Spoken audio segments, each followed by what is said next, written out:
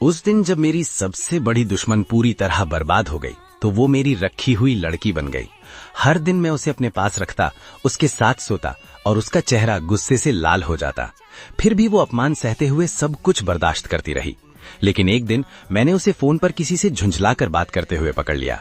तो क्या हुआ अगर मैं दिवालिया नहीं हुई?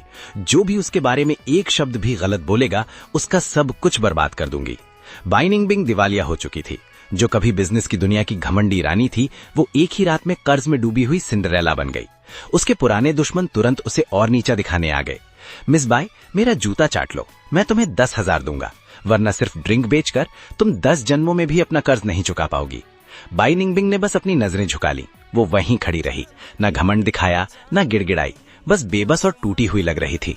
मैं सीधा उसके पास गया, मैनेजर के सामने पैसों की एक गड्डी फेंकी और उसे अपने साथ ले आया।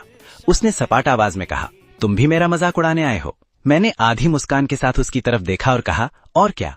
मेरी बात सुनते ही उसका चेहरा तुरंत काला पड़ गया। मैंने पहले से तैयार किया हुआ कॉन्ट्रैक्ट और पैसों की गड्डी उसके सामने फेंक दी। मेरे साथ रहो, मैं तुम्हें हर दिन 10,000 दूंगा। ये सुनते ही उसकी भौहें सिकुड़ गईं। तुमने क्या कहा? मैं जानता था कि ये उसके गुस्से की निशानी थी। आखिर पूरे शहर को पता था कि हम दोनों कभी एक दूसरे के साथ नहीं बने, और अब उसके गिरने का फायदा उठाकर मैं उसे इस तरह अपमानित कर रहा था। वो अंदर ही अंदर गुस्से से जल रही होगी। मैंने कमर पर हाथ रखकर ताना मारा, हर दिन 10,000 मैं तुम्हें अपने पास रखूंगा। अभी तुम कर्ज में डूबी हुई हो, मेरे अलावा तुम्हारी मदद कौन करेगा? अपमान से उसकी उंगलियां गुस्से में कांपने लगी। पता नहीं क्यों, लेकिन ये देखकर मुझे अजीब सा सुकून मिल रहा था।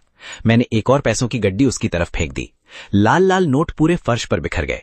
उठाओ इन्हें, संभाल कर रखो और मेरे साथ चलो, वक्त किसी का इंतजार नहीं करता। बाई निंगबिंग बिना कुछ बोले मुझे देखती रही। आखिरकार वो पैसों के लालच का विरोध नहीं कर सकी। उसने धीरे धीरे घुटने मोड़े और चेहरे पर गहरा अपमान लिए फर्श पर बिखरे नोट एक एक करके उठाने लगी। उसकी आवाज भारी हो चुकी थी। फंग युआन, क्या तुम हमेशा लोगों की ऐसे ही मदद करते हो? मैंने उसके पीछे हल्की सी चपत लगाई और मुस्कुरा कर कहा, अपनी शुगर मॉमी की पर्सनल लाइफ में ज्यादा सवाल मत पूछा करो। उसका चेहरा और भी ज्यादा सख्त हो गया। पहले वो मेरी सबसे बड़ी प्रतिद्वंद्वी थी। बाई निंगबिंग हमेशा मुझे नीची नजर से देखती थी, क्योंकि वो लगभग हर किसी को ही नीचा समझती थी। लेकिन मेरी वजह अलग थी। मैं उससे नफरत इसलिए करता था क्योंकि मैं उसे पा नहीं सकता था। आखिर उसका चेहरा किसी गेम की खूबसूरत कैरेक्टर जैसा था और उसकी आकर्षक फिगर किसी का भी दिल धड़का सकती थी।